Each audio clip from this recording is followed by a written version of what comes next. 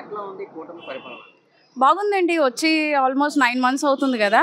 పర్వాలేదు బానే ఉంది. కానీ గతంలో చేసేవన్నిట్లికి ఆళ్ళు బడ్జెట్ కూడా సరిపోవాలి కదా! దాన్ని బట్టి చేస్తున్నారు బానే. రోడ్లన్నీ బాగున్నాయి. అక్కడ పెన్షన్స్ ఇయన్నీ బానే ఇస్తున్నారు. ప్రభుత్వ ఉద్యోగులు కూడా బానే చేస్తున్నారు. అంటే ఇప్పుడు లోకేష్ గారు ఐటీ మినిస్టర్‌గా ఉన్నారు. అతని పనితీరు ఎట్లా ఉంది? ప్రతి పరిశ్రమలు తీసుకొని రాగల కెపాసిటీ ఆబ్వియస్లీ సాఫ్ట్వేర్ బాగానే డెవలప్ అయింది. కంపెనీస్ వస్తున్నాయి వైజాగ్కి. చాలా కంపెనీస్ వస్తుంది. తర్వాత టాటా కూడా స్టార్ట్ అయిపోతుంది రీసెంట్గా.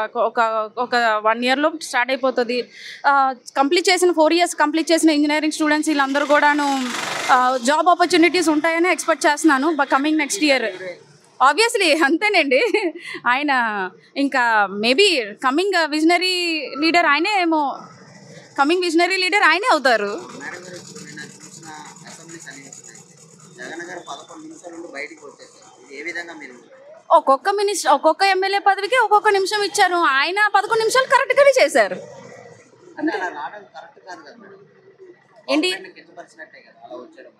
ఏంటి ఆయన ఏంటో ఏది అర్థం కావట్లేదు. అని నా పరంగా అయితే 11 నిమిషాలు ఒక్కొక్క మినిస్టర్కి ఒక్కొక్క ఎమ్మెల్యే ఒక్కొక్క నిమిషం కేటాయించారు. సరిపోయింది, లెక్క సరిపోయింది. ఆయన 11 బాగానే నిలబెట్టుకున్నారు. అంటే ఎందువల్ల వచ్చారు మేడం? వాళ్ళు అడిగే ప్రశ్నలకు సమాధానం లేక వచ్చి భయపడి వచ్చారు. ఇండియా వాళ్ళ దగ్గర ఆన్సర్సే లేవు. వాళ్ళు దోచుకోవడమే వాళ్ళ పని. ఆన్సర్స్ ఇంకెక్కడ ఉంటాయి? టోటల్గా పరిపాలన అయితే బాగుంది కదా? బాగుందండి. ఫ్యూచర్ బాగుంటుంది. Thank you.